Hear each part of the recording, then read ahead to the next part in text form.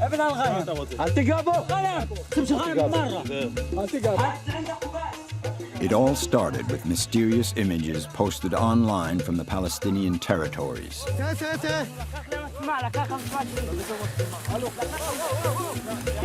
ما أنت دحف אותי? ما أنت دحف אותי? תתבייש לך! חיית צה"ל דוחף אותי! לא מאפשר לי לצלם. תשבור, כן, תשבור את המצלמה. Don't take camera. I break your camera. Don't take picture. Images of a minuscule war.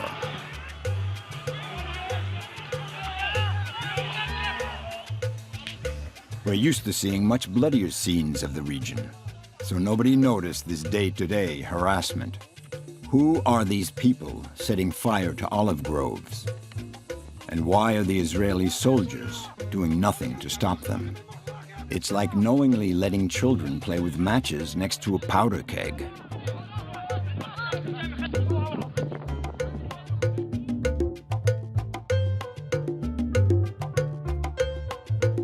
We recognize that a Palestinian state must be big enough to be viable, to be independent, to be prosperous. We'll be generous about the size of the future Palestinian state. This is a land set to become a Palestinian state. In the field, dozens of Israeli settlements are built, linked to the most nationalist right wing. Palestinian state, Palestinian people, Palestinian entity, Palestinian identity does not exist. It never existed.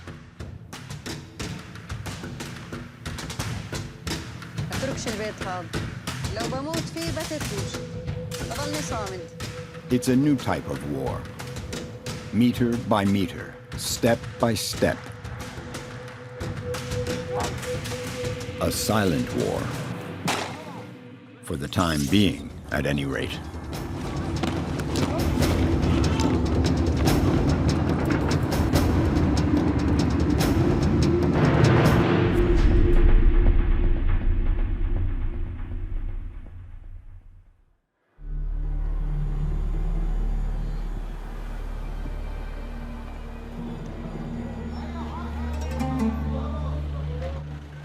Hebron is the largest Palestinian city, or rather, almost Palestinian.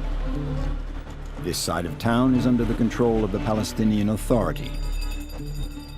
Traffic jams, lots of color, no doubt about it, we're well and truly in an Arab street. But right in the middle of one street stands a checkpoint.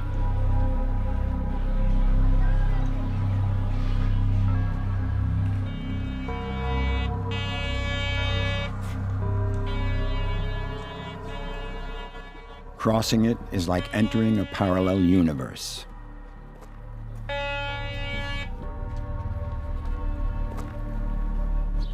The Palestinians call it the ghost town. The shops here have been closed down under Israeli military orders. The street looks empty. It's not. A group of Jewish settlers live here, protected by a garrison. There are also a few Palestinians who are clinging onto their houses.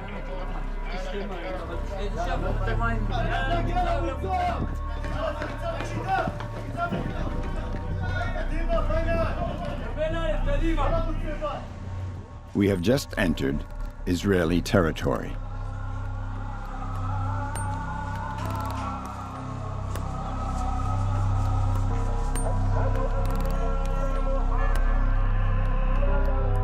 Life is not easy for the Palestinians who have chosen to stay in the settlers' street. Moving around, shopping, everything poses a problem. Isa lives here. He's a Palestinian activist and is well known to the soldiers and the settlers for his extraordinary insolence.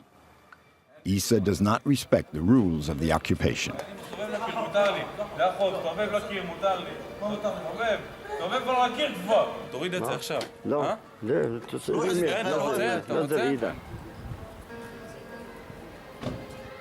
In 2012, he was arrested 20 times, then released.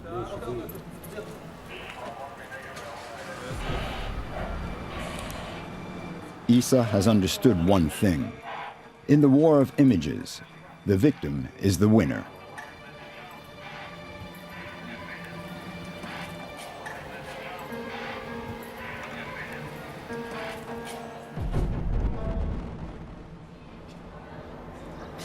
Let me show you.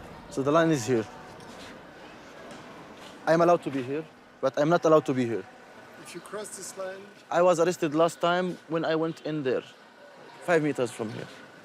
It's only to make the settlers feel comfortable, nothing more. There's not a single shop left open in the Israeli zone. To go and buy his bread, Isa has to cross the border, return to Palestine.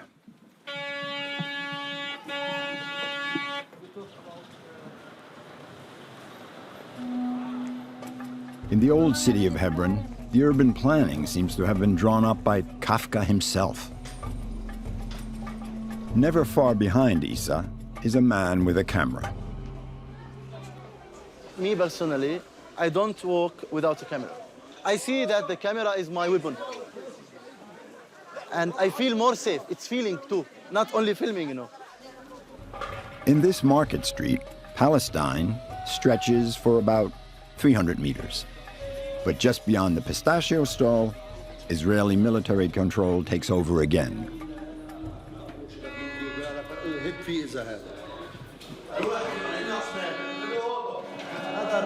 Ruler gate again. اوكي تدرى با تعسي توفا لأناشيم هم يعفرين مبو تعسي توفا لهم ينو بخليص التام.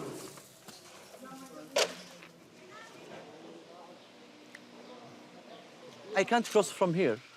Why? Because I am Palestinian. No Palestinian can cross. Yeah, except the people who are living there. After another barrier at the end of the road, the zone reserved for Muslims comes to an end. Before letting us through, the soldier wants to know our religion. Okay. Isa makes things difficult for him. What do you want to go? Just to visit him, to film his shop and to say hi. No? They don't believe in God. No God. We can go? Yeah. شو؟ شو هتلفش؟ Suddenly, the soldier changes his mind. Are you calling me? Passport. You can go. We can go now? Okay. Listen, I don't have time. I go and come back. If you go, I'm arrested. You arrest me? Why to arrest me? Because I say you stay here. You are allowed to me that I stay Because here? of police. It's only in Israel. You are a policeman. Why I have to wait, you know? Because you are saying, are you God? No, I'm soldier. You are a soldier. You know, he wants me to wait. Now? Yeah, he doesn't want to give me ID. I don't know if it helps, but we don't want to be trouble for this man. He was very helpful to us, so I don't know, maybe we can let him go, because he did nothing wrong. I don't know. You know, he's saying he did nothing wrong. Okay, give me an ID. I don't have time. Honestly, I don't have time. Or check it. No, what are you doing? No. What are you doing? Checking? Call. It takes 2 minutes, you know. It takes only 2 minutes, you know.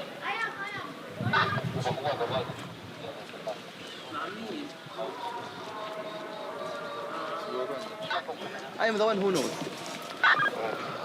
Don't give him my ID. Just tell him the Isa Amro. Smart better than you. You are very stupid. You are not smart. What to say? You are stupid. You are not smart. It's a good pick. תגיע לפה, בבקשה.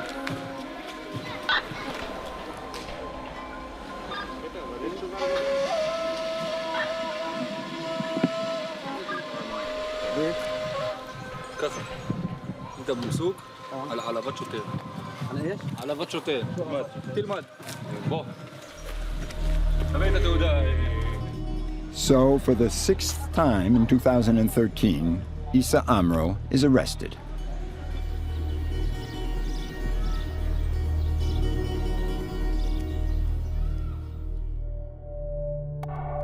Yehuda has arrested dozens of Palestinians in Hebron. For 2 years, from 2004, he was an Israeli soldier here. Since then, he has founded an organization of former soldiers turned pacifists called Breaking the Silence. ליצור תחושת נרדפות, to create the feeling of being persecuted. Yeah, that's the language. That's the military language. But your orders were not to make the Palestinians Of feel course, persecuted. yes. They were. Of course. The concept in the military says this. If Palestinians will get the feeling that the army is all the time everywhere, they'll be afraid to attack. So what do you do to make them feel this way? You make your presence felt. The idea is very simple. Every Palestinian needs to feel the military is right here. The Israeli police station is located just at the foot of the Palestinian Mosque of Hebron, a mosque built on a sacred Jewish cave. The two religions share the building.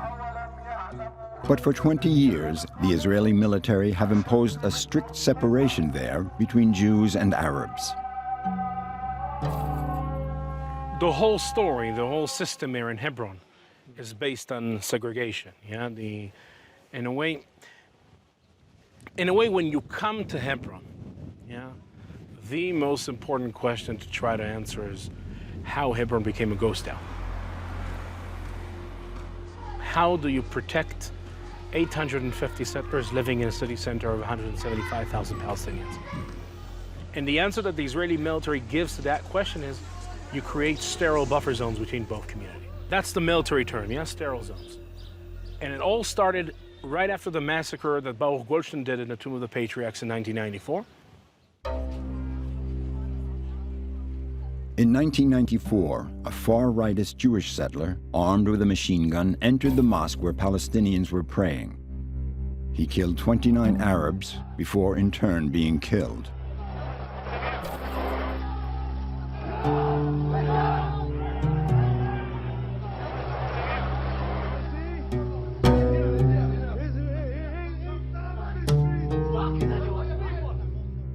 The murderer was called Baruch Goldstein.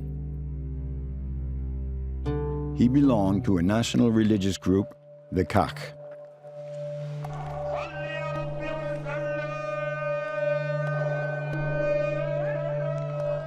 After the killing, the Israeli government banned the organization.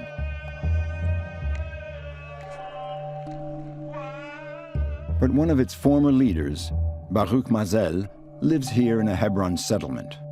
He's still very active. He's even a high-profile figure. Negotiating a meeting with him was no easy task. But when Mazel arrives, he sees us talking with Yehuda, the pacifist soldier, his sworn enemy. You don't know who he is now. You have him, you have enough. It's enough. If he has a point of view, who is to talk in Hebron? He was a soldier in Hebron. Yeah, but there were a million soldiers in Hebron. Why him? Because he beat up Arabs, and afterwards he ran away because he gets paid by the European Union. So you would say no. I'm trying to do my work, you know. I knew before. You need to be balanced. You have to. It won't be balanced. You don't know what's balance. Balance isn't him. Why? Balance is because if you interview him, you need 1,000 people to go on the side. Yeah, you have to take any Arab you want. But not him. He's nothing. Why is he aside? Take the Arabs. I mean, the margin. If he's in the margin. What? Take the Hamas, take the PLO. Why do you take him? Would you agree if I interview the Hamas and the PLO? Yeah, because they're aside here. Just next door, inside the police station, the Palestinian Issa has also started shouting. International observers arrive.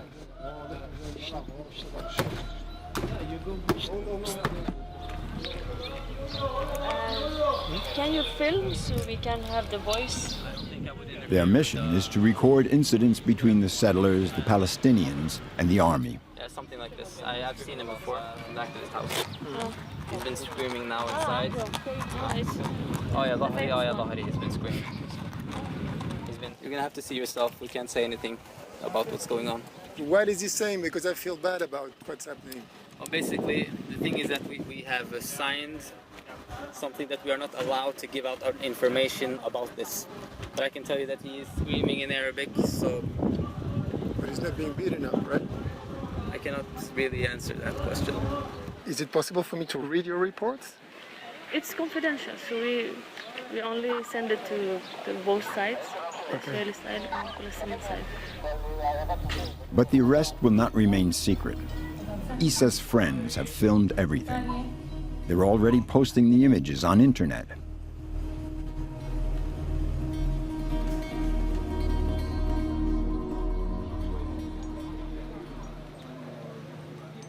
My experience in the occupied territories in general, and especially in Hebron, brought me to start to ask questions I would never ask otherwise. It doesn't take much till it starts to stink. Yeah, you just need to be a bit, 10% honest with yourself to understand that, to start to wonder whether this is the job of a Jewish soldier. 300 meters away, just opposite Issa's house, is the Bet Adassa settlement, housed in a building constructed by the Jewish community of Hebron in the 19th century. The Israelis who live there consider it a return as opposed to a colony. And their spokesperson says he regrets the state of the city. For you, any Arab passing on your street is a danger? No. For me, it's not for me. It's a decision of the army.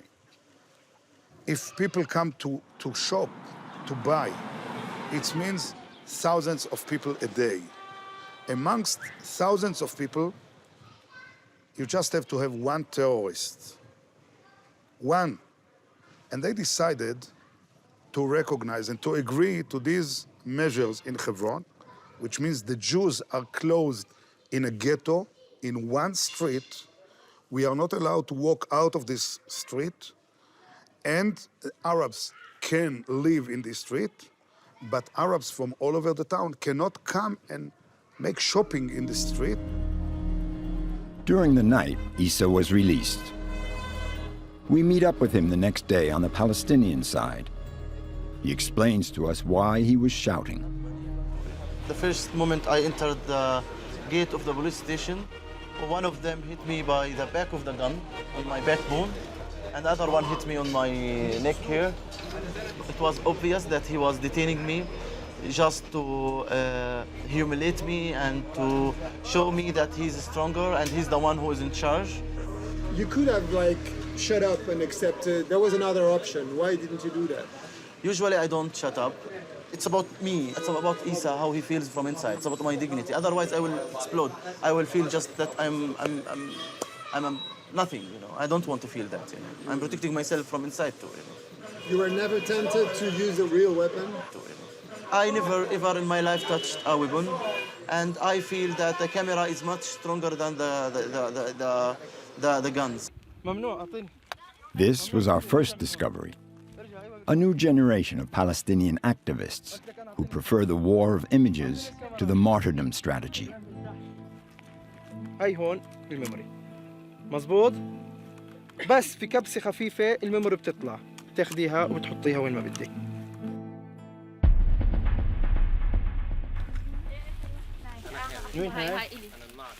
This new generation prefers to practice filming in emergency situations than firing a Kalashnikov or wearing a belt of explosives. Every day they document a low-intensity warfare, a war the world does not see. The idea was born in Hebron, less than 100 meters from here, in what's known as the Cage House.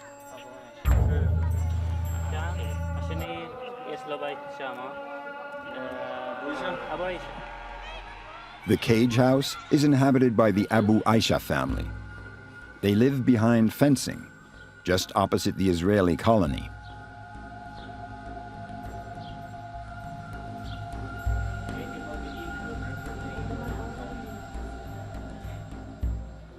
The heart of the home is this video surveillance system.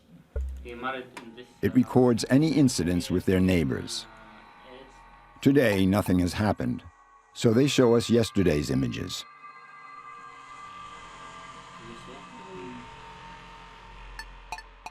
For years, the Abu Aishas suffered attacks by their neighbors without being able to defend themselves. أنا ركبت الشبك بعد ما تكسر الإزاز. أنا مع كتر الشكاوي اللي هم بيقولوا لي تبيع البيت يا أبو عيشي كما كيسف. قلت لهم أنا إيش لي كيسف يربي يعني في عندي مصاري إذا أنتوا بتبيعوا أنا بشتري أنا ما ببيع أنا بشتري. The arrival of these two cameras in 2006 was to change family life, and perhaps the history of Palestine. مين اللي أعطاكوا هاي الكاميرات؟ بيت سالم. مين هم هذولا؟ يهود من بيت سالم حركة السلام.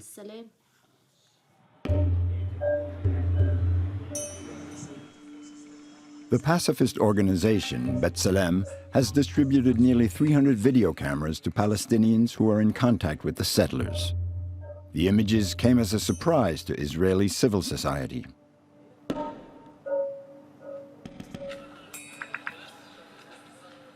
The project started around late 2006 in the house that is called the Caged House, and now realized that they're incredibly frustrated with the fact that they're under constant harassment and assaults and attacks by their settler neighbors, and the police simply does not treat their complaints seriously. So he basically gave a video camera to the family, and amazing footage started pouring into the office, depicting really quite shocking scenes.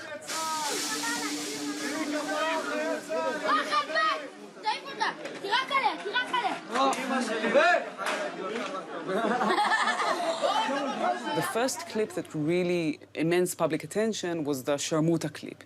It's a clip depicting a woman from the Tel Rumeda settlement harassing, swearing, insulting a Palestinian woman. And again, very, very close by, you can see a soldier standing there.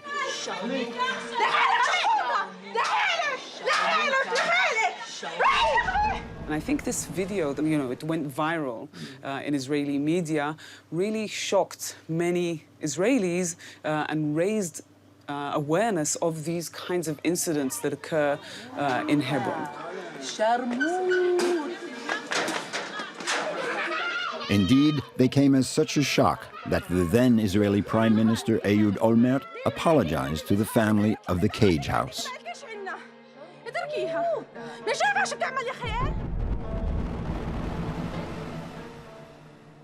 أولمن لما اعتذر ليش ما أخذ شالوا وما شالوهم كل يوم بيعتدوا ليش ما أخذهم على السجن؟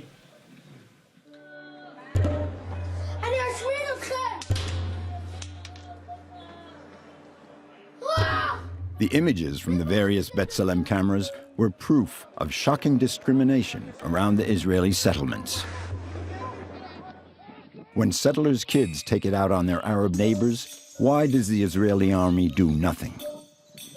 I went through throughout my service with the feeling that the settlers are crazy. That it's not the settlers, but the fact that my orders are not to intervene when settlers attack Palestinians is crazy. Yeah, because that's the case here. Yeah, as a soldier serving in Hebron, you see a settler beating up a Palestinian. Our orders are we're not allowed to intervene. We're here to protect the settlers. Palestinian kids get different treatment. In July 2013, a 5-year-old child threw a stone at a settler's car. He hit the tire. The Israeli army arrested him. The army also went to the child's house and arrested his father.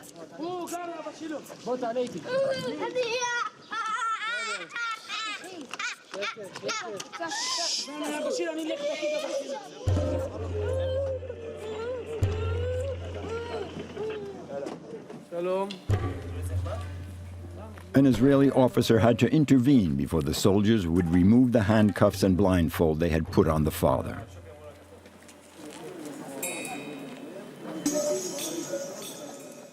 Filming in the West Bank is absolutely legal. Even as a Palestinian, you're allowed to film these kinds of situations in the West Bank, and sometimes the camera itself becomes a target. In the southern Hebron Hills or in the area around Nablus, very often if settlers attack Palestinians, the first thing they'll go for is the camera because they would like to stop this documentation.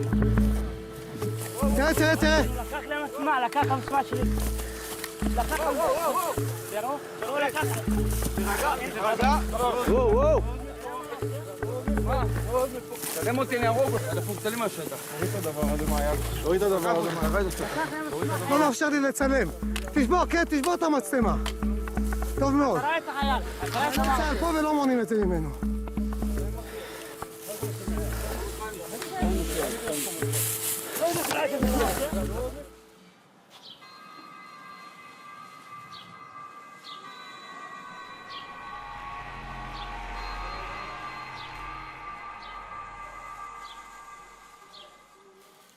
الجيش مش هو اللي بيحكم، هم اللي بيحكموا.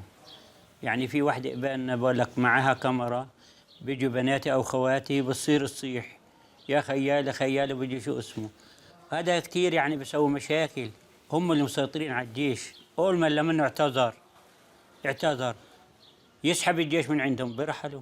مين حط لهم الجيش؟ It's time to leave. The Palestinian who is accompanying us asks for permission to leave by the top of the street. The road is shorter. The Israeli soldier gives his authorization. Apparently, he wants to make things easy for him. But not so the settlers. Okay.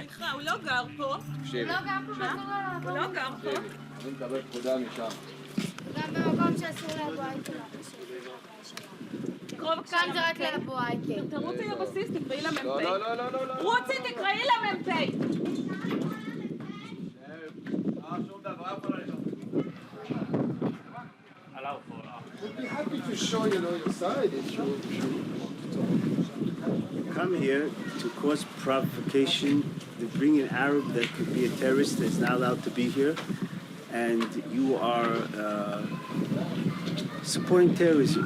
Why am I supporting terrorism? Because these are terrorists that have been in jail and they come here to kill us, and you are supporting him. Why you do it? You have to ask yourself that question.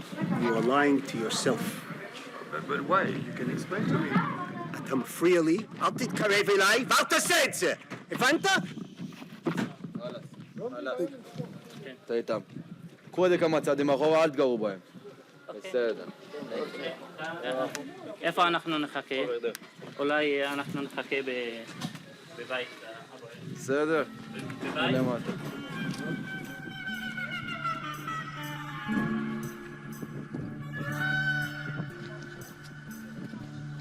Try to live around people that want to kill you and then say, don't be careful of them.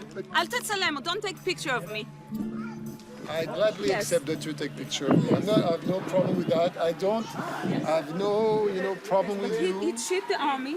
It cheat the people. I'm not hating Arabs. I just not stupid. Let them kill us. I can't trust them.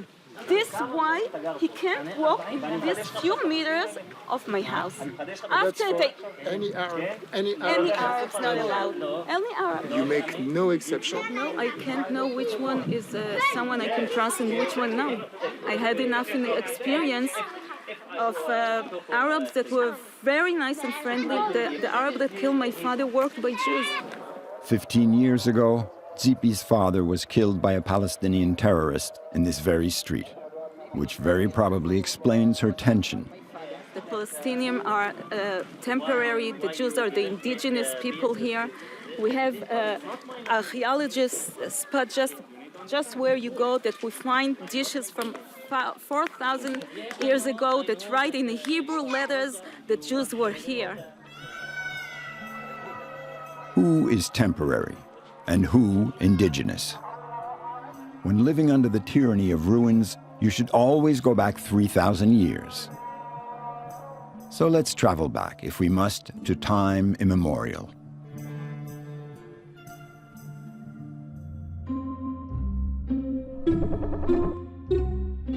Originally, Hebron was inhabited by a constellation of Semitic tribes. They worshipped animal-headed gods, now faded into oblivion. According to the Bible, the Jews chased the tribes out of Hebron. They were led by the patriarch, Abraham. With them, the Hebrews brought a new concept, the single God. When Abraham died at the venerable age of 175 years, that's in the Bible too, the Hebrews buried him in Hebron.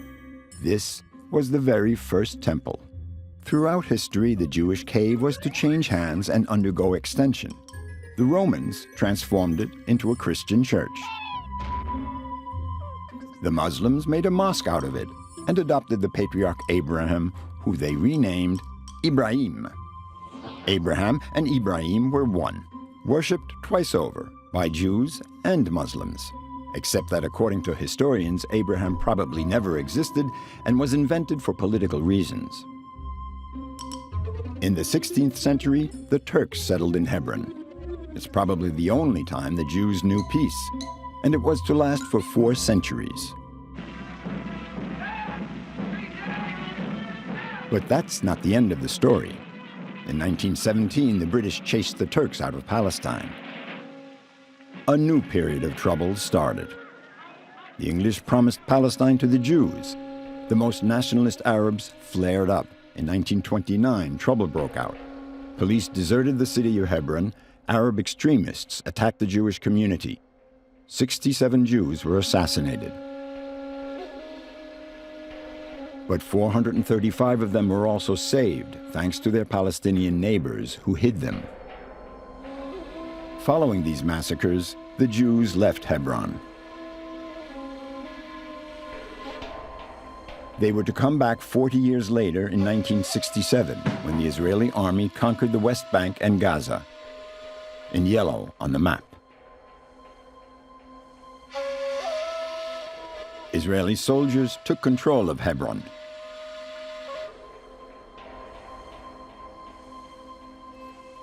A year later, a group of ultra-Orthodox American Jews settled in the old city. This was the first settlement in Hebron. For the Jews, they were coming back to the city of the patriarchs. This place is very holy. It's very historic. It's the beginning of the Jewish people here. The fathers and the mothers of the Jewish people are buried here. For their Palestinian neighbors, it was the beginning of a military occupation. We say that, Jewish, we're living in Hebron historically. But they are allowed to come back. They are more than welcome to come back to live in Palestine. If they want two-state solution. If they want one-state solution, I agree to. But equal, He's more privileged than me. They have much more rights than me. I'm not allowed in the street where I was born. I'm not allowed to walk in the street where I was biking, playing, so it's about this. يقتل المسلمين في سوريا في الجزائر قبل في جنوب السودان في الصومال. I think there is no place like Hebron where our great past in the Holy Land meets the disgusting and disgraceful present and future. There is no place like Hebron to open the discussion and the question of who we are as a people, what we should stand for. What is the country that we're building here all about? The problem is that a prolonged occupation is immoral, non-Jewish, against the interest of Israel, and must end 46 years ago. That's the problem.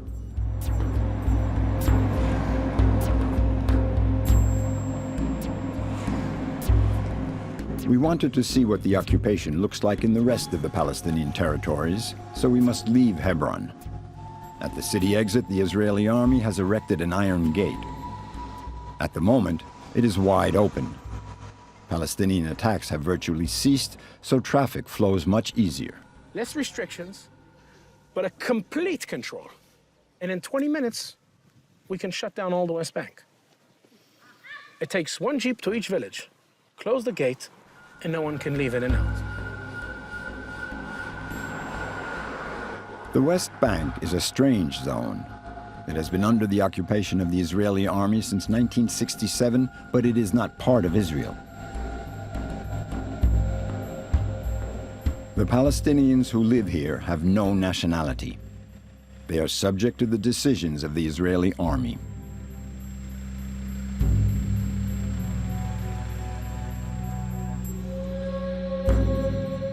Since 1967, Israel has taken total control of increasingly large parts of the West Bank.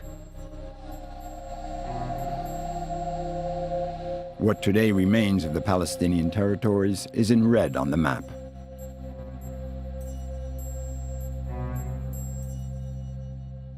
These enclaves are surrounded by Israeli settlements and security zones.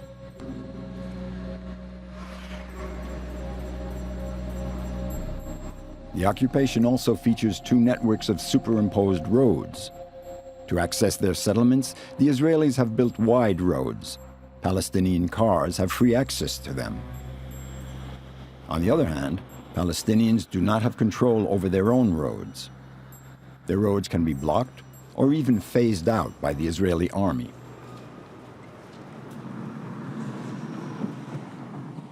This is what happened to the Arab village of Kafir Kadom. Their main road is unusable. There's an Israeli settlement right in the middle of it.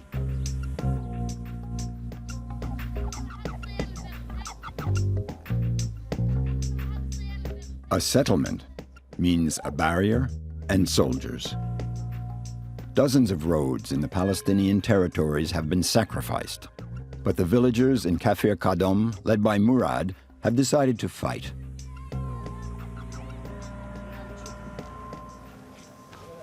This is the original road, right? Yes, all original road. Okay. Can you get close to the gate? No. Maybe you can. Yeah. There on the top of the mountain, they have a very tall tower. We have a camera. They can watch everything, every movement happened here in this area. So they're seeing us now? Yes, of course. Every Friday, the inhabitants of Kafir Kadom burn a few tires to smoke out their Israeli neighbors.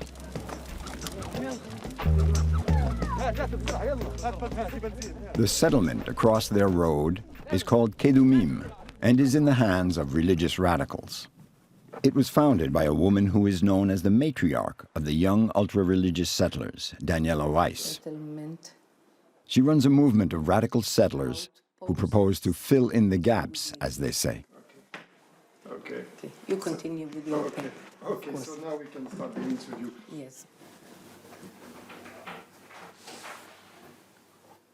I happen to be one of the first 10 families who came to this area, to here where we live now. We lived in a tiny little tent and then in a tiny shack, and then we moved to a trailer. We moved step by step until we built this big community. And for me, to live it is, I feel as if I'm in myself a chapter in the Bible, like to see such a miracle with my own eyes. They are aggressive from the last right parties in Israel. They are religious, yes, these settlements, and they have no fence, they have no wall, because they consider Kafir Kadum and all the Palestinian lands from their borders.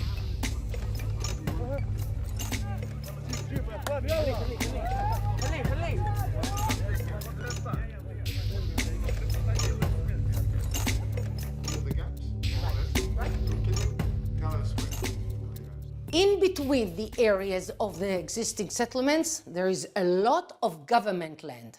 And I want to be clear, we do not speak in our movement of touching any private Arab property. I speak about 2 million dunam, that is like 700,000 acres of government land, on which there is a debate.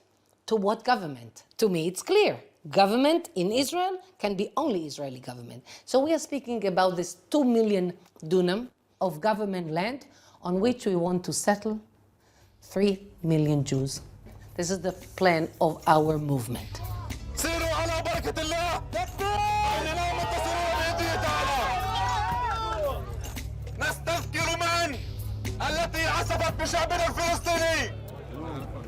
I myself, I admit that I born under occupation and grow up under occupation, and maybe will die under occupation. But what is the fault of these children? Is this place suitable for our children? I think no.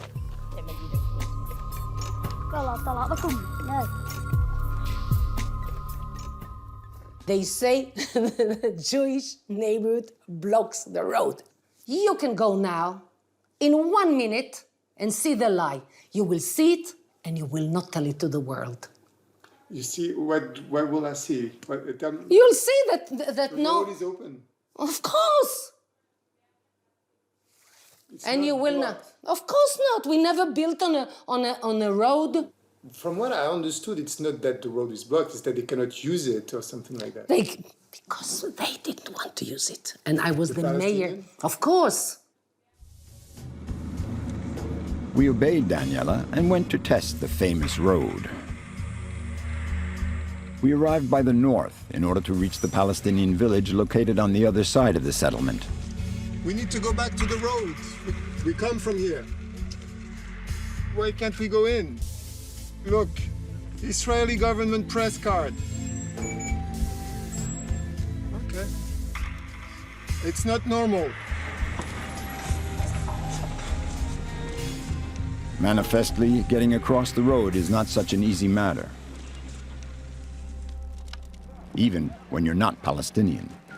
So we go around the settlement to reach the other section of the road where Palestinians are preparing for a clash.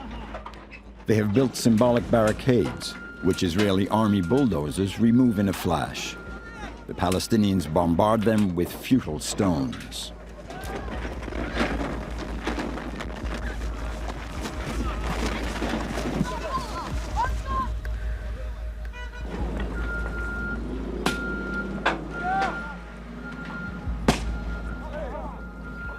We didn't have the ability to beat the Israeli army, and we didn't have the weapons which could face the weapons which is owned by the Israeli army. We only have our will. The Israeli army does not use all its firepower. Take care, just take care. It does not fire real bullets. The real danger comes from the tear gas grenades that are thrown at ground level. It's best not to get hit in the head.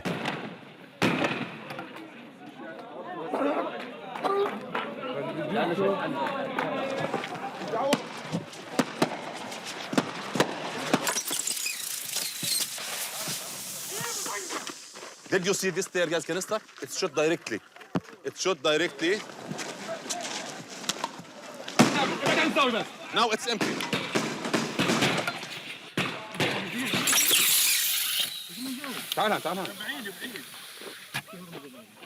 طلع شوي براحتك شوي.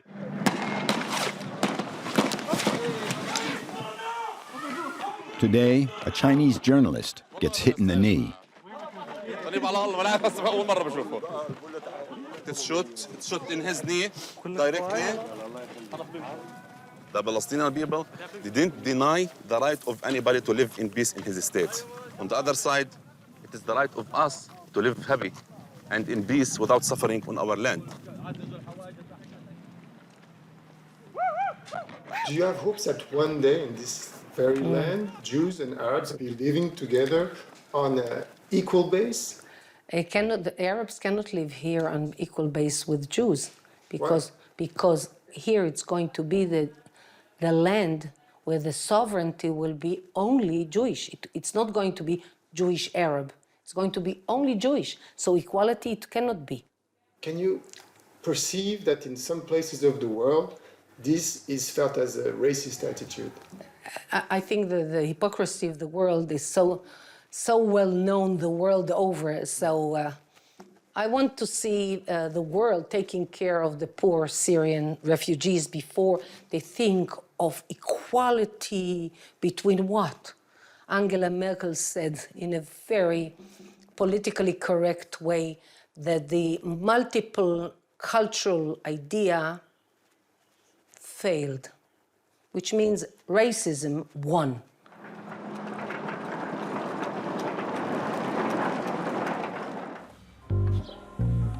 Daniela Weiss does not represent the majority of Israeli public opinion. Far from it. The majority of Israelis say they are ready to negotiate for peace. Even within certain religious settlements, we found men of dialogue. I see the reality is that the terror and the terrorists are a small fraction of the population, and overwhelming the Arabs and Palestinians are people that would, I know from personal experience, if your car breaks down, they would come and help you out. And if I felt I was surrounded by millions of murderers, I really wouldn't want to live here. So do you think there's space for living together in this land? The Bible talks about other nations living in the land of Israel. There's a phrase, loving the sojourner as yourself, and even the Bible reminds us that you too were outsiders in the land of Egypt, taking our painful experience as slaves in Egypt and trying to, from that, to learn how to relate to other people out, within Israel. In fact, Rabbi Yaakov reasons rather like the rest of the planet, which, incidentally, is starting to find things a little slow. Aujourd'hui, nous devons tout faire pour faciliter la reconnaissance de l'État palestinien. Britain is a strong supporter of the two-state solution. We don't believe that it's right to have this illegal settlement activity. Israelis must recognize that continued settlement activity is counterproductive to the cause of peace, and that an independent Palestine must be viable with real borders that have to be drawn. In Washington, American journalists are getting riled. You always say the same thing, that you are unhappy, you find it unhelpful, and so on. But are you not concerned that there may not be any land left for the Palestinians to build their state on? Well, that's why I expressed a concern today. We don't accept the legitimacy of continued settlement activity, and we encourage both sides to act in a way that will provide for a path to peace. In other words, that there are consequences for the Palestinians if they do things that are unhelpful, but there are not consequences, and there are no plans to have consequences for the Israelis if they do things that are unhelpful to the process. Is that correct? Again, is that correct? I want to make sure that I understand that's the There's position. no change in our policy on either front. It means that the Palestinians Even the Israeli Prime Minister supports the two-state solution. outside the borders of Israel. We recognize that a Palestinian state must be big enough to be viable, to be independent, to be prosperous. The good Dr. Netanyahu holds power in Israel. So what stops him from solving things? Could it be that Mr. Benjamin keeps secretly pulling the rug from under Dr. Netanyahu's feet? In 2010, an Israeli television channel broadcast a short amateur film dating from 2000. Netanyahu is explaining how he blocked the first Oslo peace accords between Israelis and Palestinians. Of course, the moment was not meant to be filmed. Benjamin Netanyahu was visiting a settlement that had suffered a terrorist attack. He wanted to speak freely.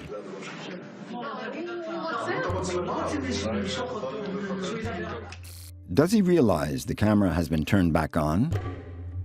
Whether he does or he doesn't, he's about to speak the truth.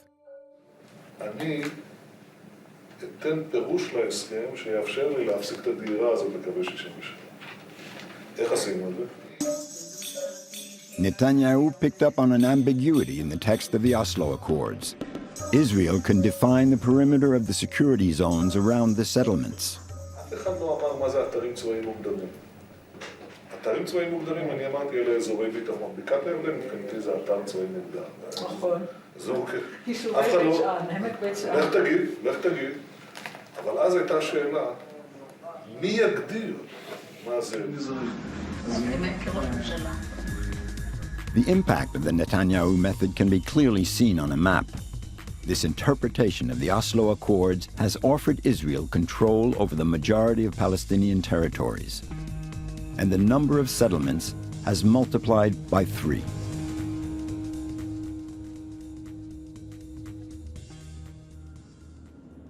What kind of state can you build in fragmented pieces of territory?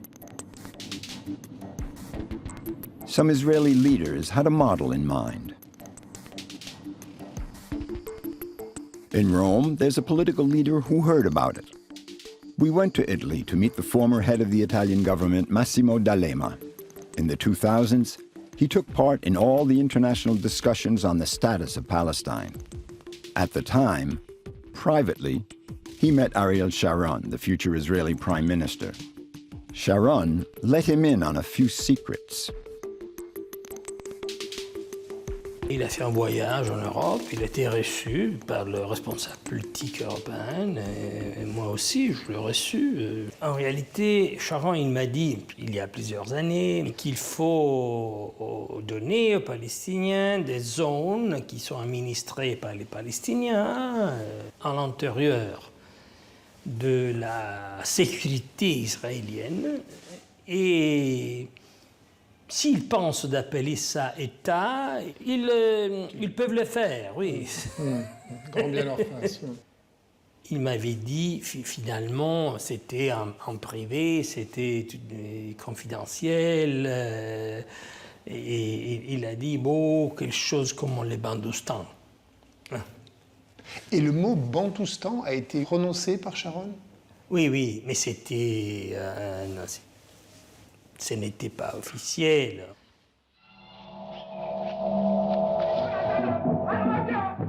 Bantustan, a strange word. The concept was created in South Africa in the 1960s, back when the whites were in power, during apartheid. To avoid being criticized, they put in place sorts of reserves for the African people. I don't like to look at their spears. It's all right. They think we're gods. Well, I hope the Twala does. Get up. If he thinks we're afraid, anything may happen. The Bantustans were territories in which the various African tribes could flourish freely, but amongst themselves, with make-believe kings and presidents, reservations disguised as nations.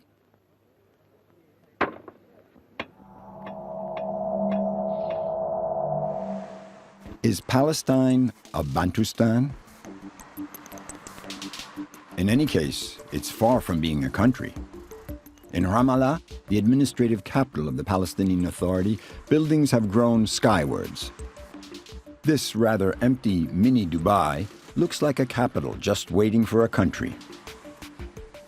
The city is surrounded by military zones and Israeli settlements. There are now over 350,000 settlers. They cost the Israeli state $450 million a year. Every day, new illegal settlements are built. They are referred to as outposts. The illegal settlers receive immediate army protection, running water, electricity, and a good deal of benevolence. If the government wanted to encourage them to set up on hilltops, that's exactly the way it would do it. 5 years ago, Gadniel brought his family to these heights. Initially, he lived in a prefabricated house, and now he's building a concrete one. Officially, he does not strictly have the right to be here, but he's not that bothered about it. We wanted to come to a place that's in a start and that's a pioneer. And we love the place, the view. We're building this whole city from nothing. We're building it slowly. Everyone is building, and new people are coming into these houses, and then they're building, and then new... It's difficult to get the legalization of settlement. Very. How does it work? It's processes and it's a long process and a lot of bureaucratia. But a lot of places got it, and we're on the list. We need to do a lot of stuff for it, and we're working on it. It's true that from these hilltops, the view is splendid. A beautiful place to bring up your kids. But is it just for the beauty of the landscape that the settlers are settling on the heights? Bye-bye.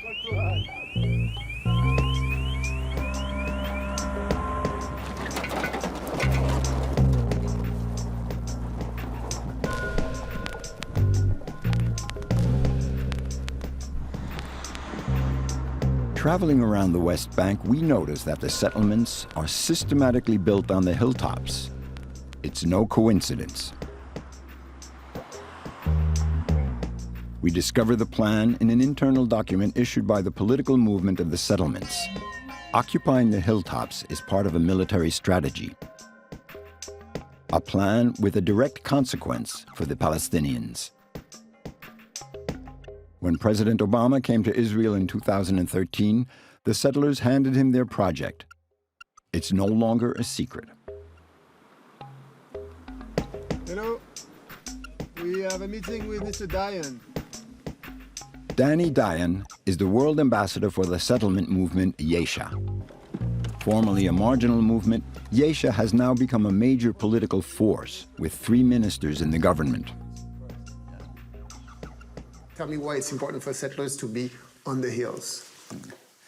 Well, you know, every morning when I wake up, I have a privilege to remind myself why I left the comfortable life in Tel Aviv. Is either me and my family here on this hill, or a Palestinian Islamic fundamentalist regime that will use these very hills as a launching pad to destroy Israel. It's like a war. It's like maintaining a war situation against, you say, radical Palestinians, but the Palestinians on the ground feel as against themselves. No, it's not that. We have a conflict. We have a conflict that right now, unfortunately, very unfortunately, does not have a political solution. We didn't advance even 1 centimeter. Something is wrong with the... And do you think settlements have a responsibility in the fact that you didn't advance, that you made it even more difficult for a Palestinian state to exist? Not at all. Not at all. But that's what you say in the brochure. The issue... In the brochure, you say that you want to create a situation where it becomes clear to the international community that another state... Yes, but what the obstacle for peace is not that fact. The obstacle for peace is the fact that the Palestinians do not want a peace with Israel in the sense as we understand it, a Jewish state in at least some part of this land. We have to understand that for the time being, at least until something happens, this is the maximum we can achieve. What does the War of the Hilltops look like? We took the road back to the east of the Palestinian territories. Just 20 kilometers away, we stopped in the Arab village of Burin. The road is Israeli territory. The hills all around are occupied by 3 settlements. They are also Israeli territory. Around the Arab village, just a few hundred meters of Palestinian Authority remain.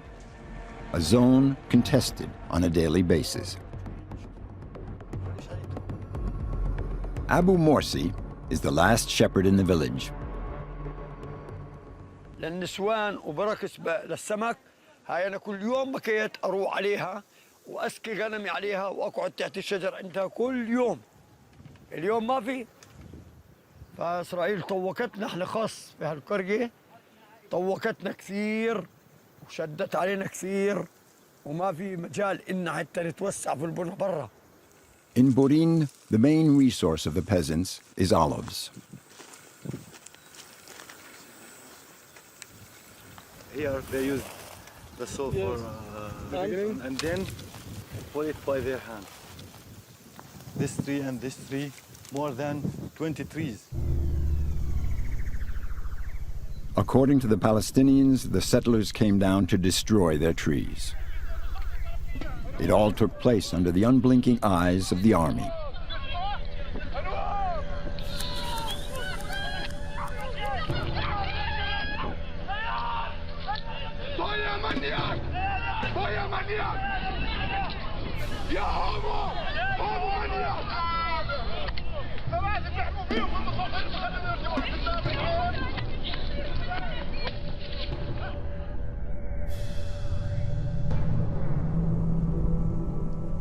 كله هو بيجي هون على الشجر بحرث الشجر بنزل بطحاه هذه ارضي وهو ابصر من وين جاي من اي بلد جاي انا بيجي علي هون مشان يطحيني وبيجي الجيش معاه كمان الجيش مع المستوطن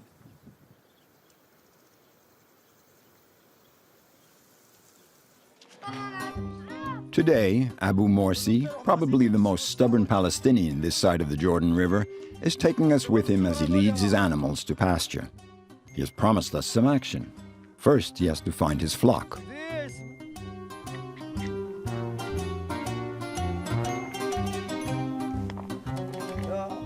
ولا طلع الموح طلع المنطقة هذيك نزلوا حركوا المراعي اللي أنا بدفع مصاري حقها بضمن الأرض هاي وبرع فيها نزلوا علي المستوطنين هسه بتشوف حركوا جميع الأرض هاي ما عدا الشجر وحركوا جميع المنطقة هاي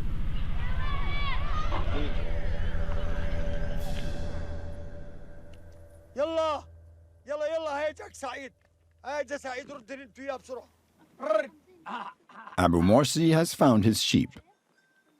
He takes them to graze as though leaving for battle. كل يوم يجوا كل ساعة يجوا ومش خايفين وأنا كل يوم هان أنا بكين 150 راس غنم خليت هذول شوي ما بيسوين لي إنتاج بس المهم أنا أجي And sure enough, the soldiers arrive. At the same time, the Palestinian cameraman from the village appears. Each to his own weapons.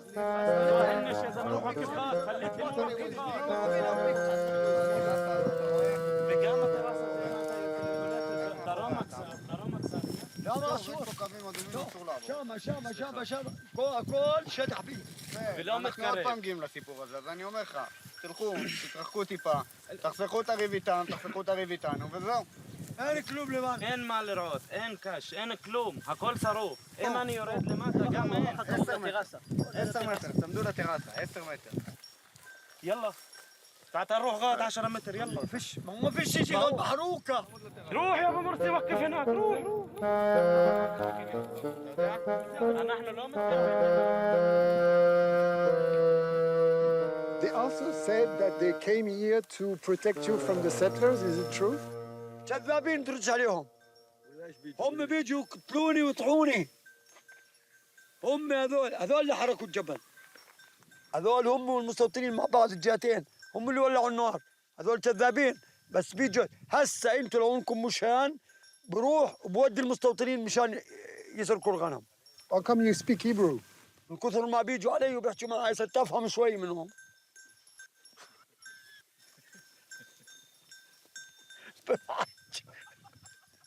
والله صرت احكي عبراني اثبتت اللغه العبرانيه بديش اياها وروحوا عني بس انا بديش اياها. The war of the sheep is raging throughout the West Bank.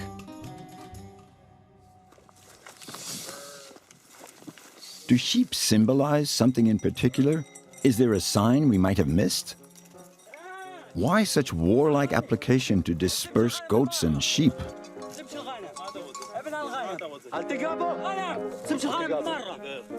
حد عندك وبس اسمح لكش اكثر من هيك ابو الشباب يلا خذ هذا وحل عني فيه يلا يلا من حال ما جيت روح شو مندي The settler lives in the settlement of Otniel in the south of Hebron.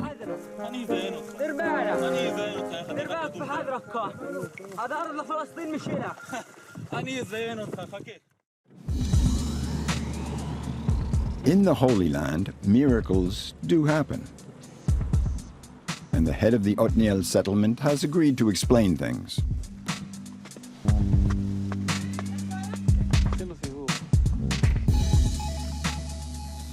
Technically, how do you take a land with a goat? How do you do that? You leave a goat? How is it possible? יום שלם, ומחר עוד יום, ושבוע הבא עוד, ואחר כך עוד. ואחר כך הוא עושה אוהל בשביל לשים בפנים את העדר. ואחר כך הוא עושה ליד האוהל עוד אוהל בשביל לגור ליד, וזה הולך אחד אחרי השני. זה מתחיל עם צד אחד רק להביא את הכבשים, אבל זה נמשך אחר כך עם בתים. ולכן כל שטח של אדמה שהוא בעצם שייך לנו, אנחנו רוצים לבנות שם, רוצים לשים שם עוד בתים, או לשים שם מרעה, או לשים שם עוד מקומות שבהם אפשר לחיות. זה התשובה השנייה. Apparently, they don't want to leave. They want to stay. So you have to share the land. Is it something that the Bible sees? אין דבר כזה. זה לא קיים. זה לא קיים. They have to leave. כן? או לחיות בשלום. In Burin, one house is particularly under attack, Hannah's house. It's an isolated dwelling, very close to the radical settlement of Yitzhar. Hannah, a Palestinian widow, and her children live there. Hannah's husband died of a heart attack after their house was set on fire. مستوطنين كل يوم بينزلوا علينا بيحاولوا يدخلوا البيت بس احنا بنمنعهم يعني اكثر من مرتين ثلاث حركوا البيت هذا وحركوا البيت فوق وقتلوا جوزي وسرقوا الاغنام وسرقوا الخيل وحركوا السيارات هم بيعملوا هيك مشان يهججونا من الدار بس احنا ما نطلعش من دارنا احنا صامدين.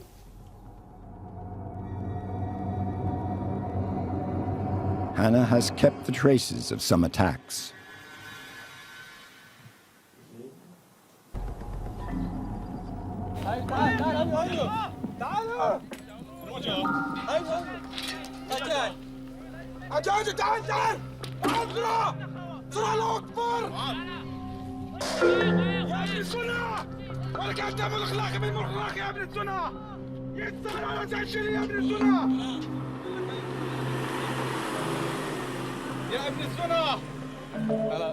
The Israeli army has judged the radical settlers of Yitzhar to be sufficiently dangerous to warrant pushing them back.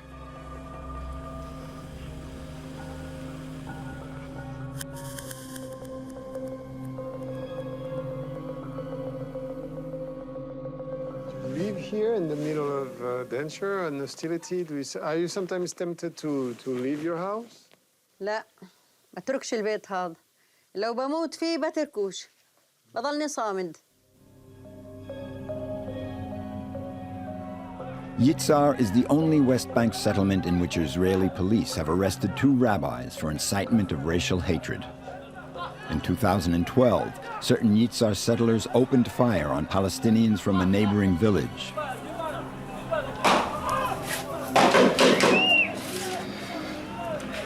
A B'Tselem cameraman captured the scene.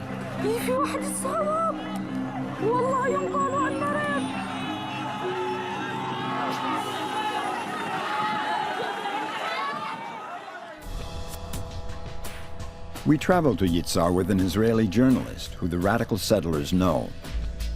It's a necessity to get through security.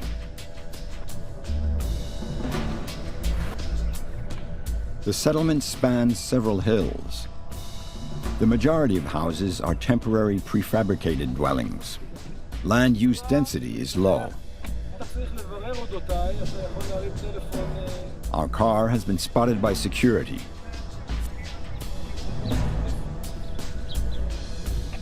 It's made clear to us that nobody will speak to us.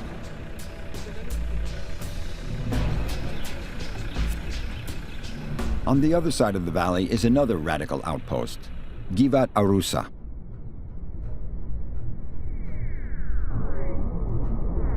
It is just as closed as Yitzhar. We have more luck at the settlement of Bracha. It's a religious settlement, but not a fanatical one. We're welcomed by their spokesperson, Yonatan Bayar. He's originally from Brooklyn and is not overly concerned with what's happening in the valley. He moved up here to be closer to heaven. We want the entire world to be at peace. We want the entire world to be happy. We want the entire world to know that there is one God in this world, and that's our job. That's what we're here for. And of course, that includes the people who live in Naples. And that includes the Arabs, includes the Christians, includes, you name it, the Chinese, from all over the world. That's our goal. What are you going to do with your Arab neighbors that don't have rights? There's an idea in the Torah, in the Bible, it's called a ger toshav, which means a resident alien. And that's really the definition of any non-Jew who wants to live in the land of Israel. Be like foreign people. I don't know, what do you mean by foreign? Alien. Like I said, it's called an alien resident. On one hand, it's a resident, but on the other hand, it's alien. You see on the internet all those pictures of conflict and sometimes settlers, or people looking like settlers, burning trees, destroying trees. So I was wondering, what is the logic behind? I'm sure there is some kind of logic. Look, if there is logic, I don't know what it is. I really don't, because it doesn't serve any purpose whatsoever. It just gets us bad media, and it makes us look very bad. And we're totally against it. Nobody here in my community that I know of does anything like that. It's interesting. The police, the army, nobody's able to catch anybody. Nobody, all the leftist organizations who are always claiming that we're destroying their trees, but nobody's been caught. It sounds a little strange to me.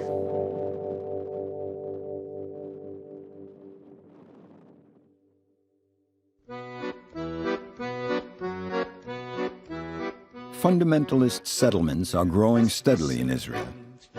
We tend to forget it, but the first settlements were founded by secular Jewish idealists who were fleeing a racist and feudal Europe. They came to found utopian farming communities, the kibbutz. Some even harbored the rather wild dream of helping the Arabs break free from their monarchs.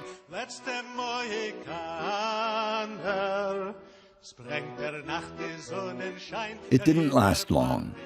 Today, the utopian revolutionaries have given way to religious followers whose only horizon is the Bible.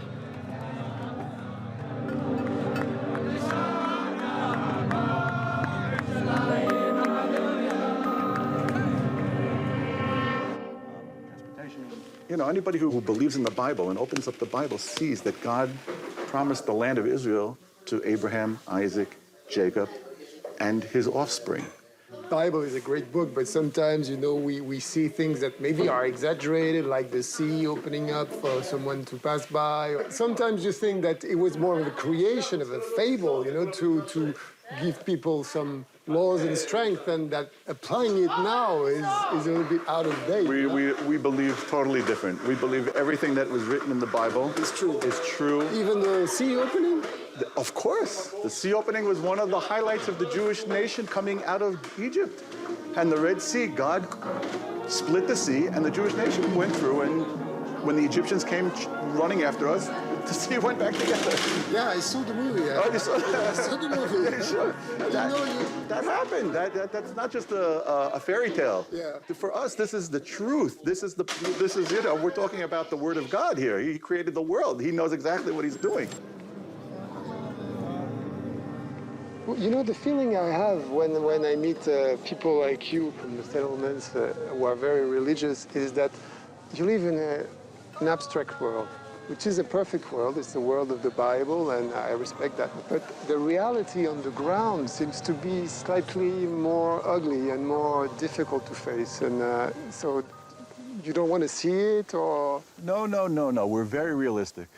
Don't get me wrong. We're very realistic. We see the ugly parts also. But we don't focus on the ugly parts. We try and focus on the good parts.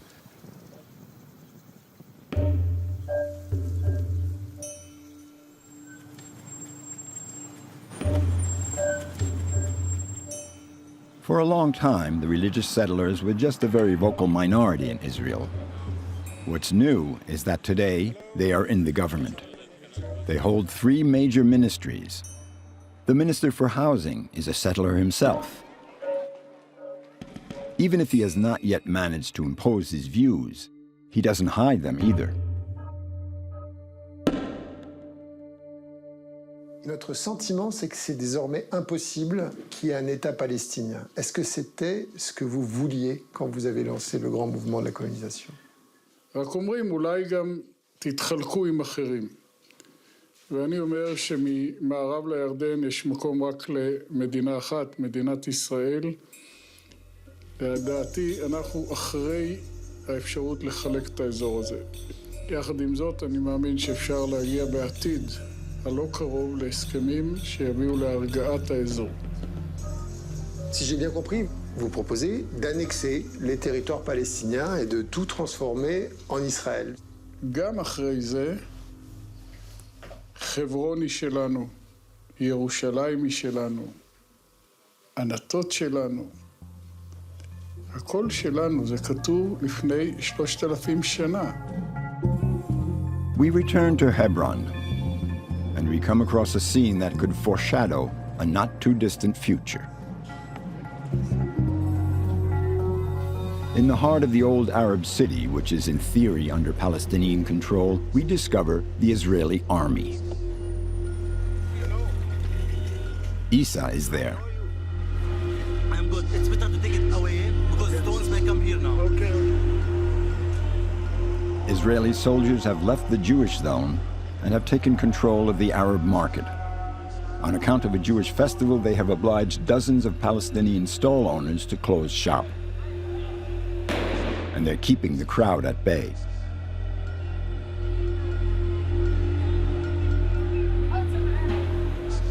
They announced 2 days ago that this road is closed by military order to let the settlers visit one of the tombs inside the Palestinian controlled area.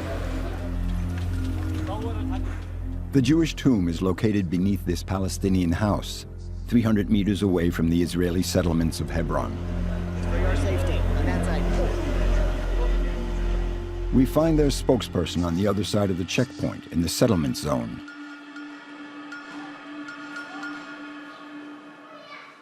If they want to claim for justice for all, okay, I'm for that. But let's open all for all. Seen from the Arab side, this opening means first and foremost they do not have control over their city. If the Palestinian Authority, should they be more clever, they would offer Palestinian citizenship to Jews. I think that the Palestinian Authority would have been quite willing to protect the settlers to go to their tomb. Till now, we don't see any attacks on the settlers. In the contrary, all the attacks are from the settlers toward the Palestinians.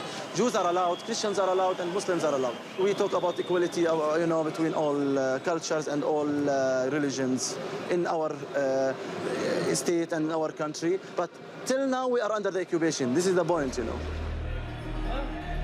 And according to the settlers, that's not a situation that's about to be resolved.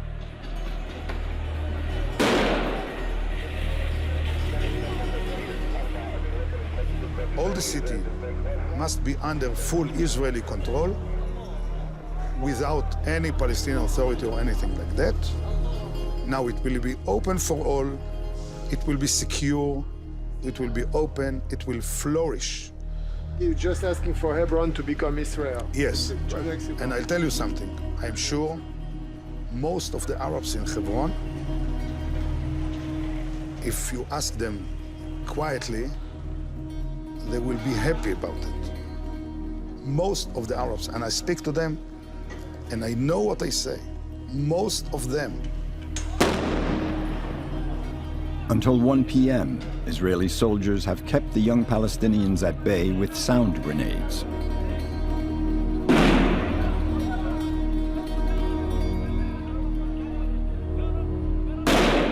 Two hours later, the operation is over. The settlers return to their zone. A few stone throwers have been arrested. For the Israeli army, everything went well. As they go back to their zone, 2 Israeli soldiers flash defiant fingers to the Palestinians.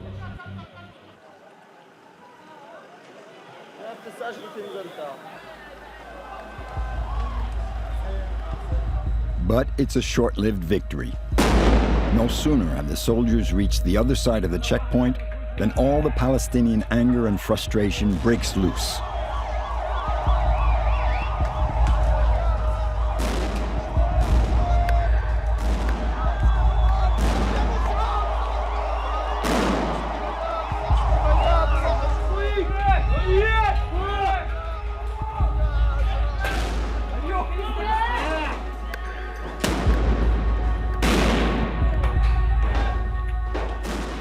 The Israeli soldiers will have to invade the Palestinian zone once again.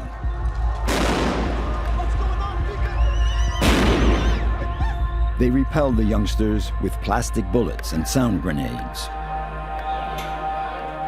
The Israeli positions fire just one round of live bullets. It is greeted by a strange clamor of joy among the young Palestinians. When they started shooting bullets, people seem to be happy. Why? Yes, and actually, the Palestinian community, they lost all the chances in this life. They have nothing to lose it. Just we have our dignity. The reason is mean that Israeli authority, they put us in the big cage, big prison. And also we are not allowed to go to visit our neighborhoods in Hebron. And also we are not allowed to go outside this city sometimes to go to Jerusalem. If you want to go to Jerusalem, you have to apply to get permission from Israeli civilian administration. Could you live together? That's impossible. That's impossible for one reason. Because we are prisoners. Imagine that. How you could as a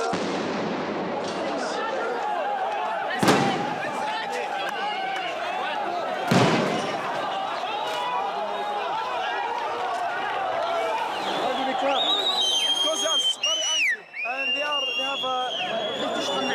they have feelings pushing them to do it without using their minds because they feel so helpless and weak. This is dangerous area to Palestinians, but they don't care because they are using their feelings.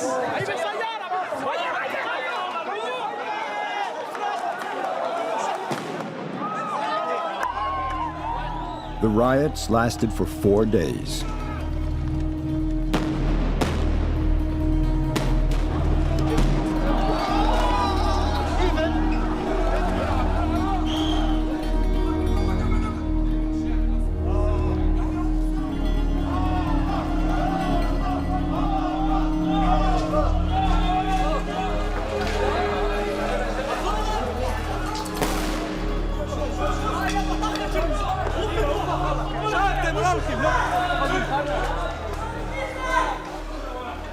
I think the settlers are a militia of the soldiers.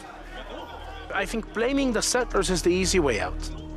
Religious, weird, you know, they all have beards, they look different. Yeah, that's how we in Israel clean ourselves from responsibility.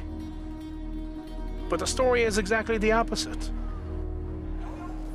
The problem is the state, not the settlers. Numerous Palestinians were wounded.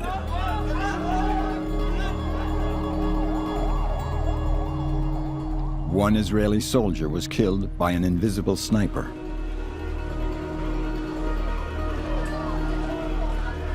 The former head of the Israeli Secret Service, Yuval Diskin, declared, "The immense frustration of the Palestinians is escalating as they realize that their land is being stolen from them and that the possibility of a Palestinian state is growing more distant. All conditions are there for an explosion of violence."